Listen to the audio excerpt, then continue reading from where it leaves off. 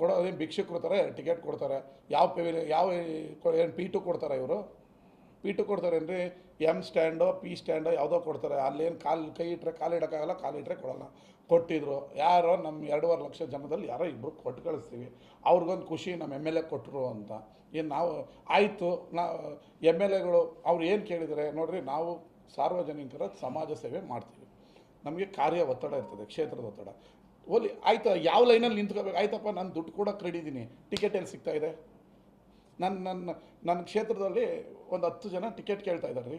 ನಮ್ಗೆ ನಿಮಗೊಂದು MLA ಆಗಿದ್ದರೆ ಟಿಕೆಟ್. ಈ ಭಾರತದ ಪ್ರಜಾಪ್ರಭುತ್ವದಲ್ಲಿ ಜನಪ್ರತಿನಿಧಿಗಳು ಅಂದರೆ ಅವ್ರ ಕೈಲಿ ಎಲ್ಲವೂ ಆಗುತ್ತೆ ಅನ್ನೋದು ಜನಸಾಮಾನ್ಯರ ಥಿಂಕಿಂಗ್. ಅವರ ಥಿಂಕಿಂಗಿಗೆ ಕೆಲಸ ಮಾಡಬೇಕಾಗಿರೋದು ನನ್ನ ಜವಾಬ್ದಾರಿ. ಅವ್ರು ಅನ್ಕೋತಾರೆ MLA ಹೇಳಿದ್ರೆ ಟಿಕೆಟ್ ಸಿಕ್ಬಿಡ್ತದೆ. ಮೊನ್ನೆಯಿಂದ ನನಗೊಂದು 100 ಕಾಲ್ ಬಂದಿದೆ, 2 ಟಿಕೆಟ್ ಕೊಡಿ, 2 ಆಯಿತು. ನಾನು ಅದು ಎಷ್ಟು ಇಟ್ಟಿದ್ದಾರೆ ದುಡ್ಡು ಕೊಟ್ಟು ತೊಗೋತೀನಿ, ಎಲ್ಲಿ ಕೊಡ್ತಾರೆ ಕೇಳಿ, ಯಾವ ಕೌಂಟರ್ ಕೊಡ್ತಾರೆ ಕೇಳಿ, ಎಲ್ಲಿ ಕೊಡ್ತಾ ಇದ್ದಾರೆ?